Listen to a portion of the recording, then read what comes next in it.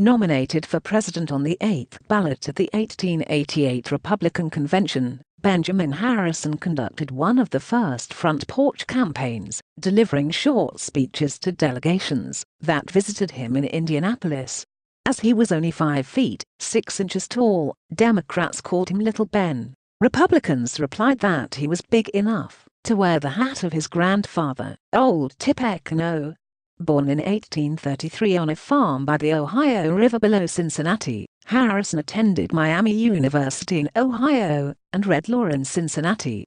He moved to Indianapolis, where he practiced law and campaigned for the Republican Party. He married Caroline Lavinia Scott in 1853.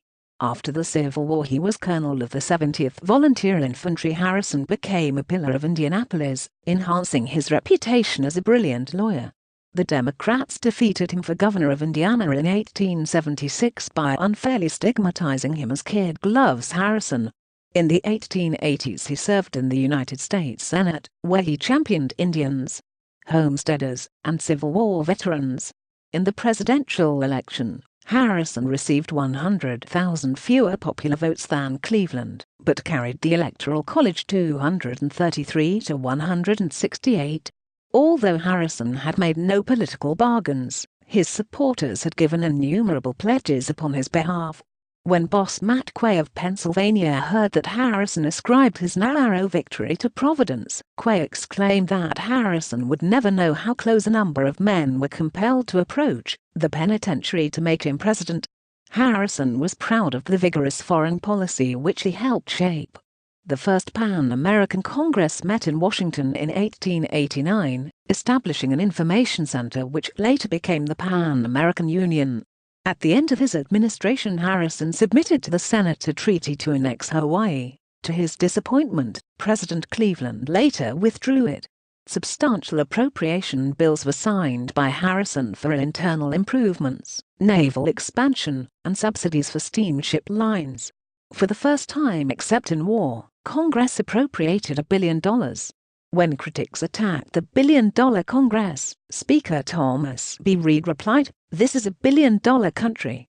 President Harrison also signed the Sherman Antitrust Act to protect trade and commerce against unlawful restraints and monopolies, the first federal act attempting to regulate trusts.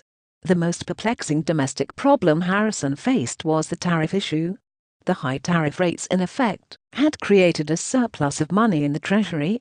Low tariff advocates argued that the surplus was hurting business. Republican leaders in Congress successfully met the challenge. Representative William McKinley and Senator Nelson W. Aldrich framed a still higher tariff bill. Some rates were intentionally prohibitive. Harrison tried to make the tariff more acceptable by writing in reciprocity provisions. To cope with the Treasury surplus, the tariff was removed from imported raw sugar. Sugar growers within the United States were given 2 cents a pound bounty on their production. Long before the end of the Harrison administration, the Treasury surplus had evaporated, and prosperity seemed about to disappear as well. Congressional elections in 1890 went stingingly against the Republicans, and party leaders decided to abandon President Harrison, although he had cooperated with Congress on party legislation. Nevertheless, his party renominated him in 1892, but he was defeated by Cleveland. After he left office, Harrison returned to Indianapolis and married the widowed Mrs. Mary Dimmick in 1896.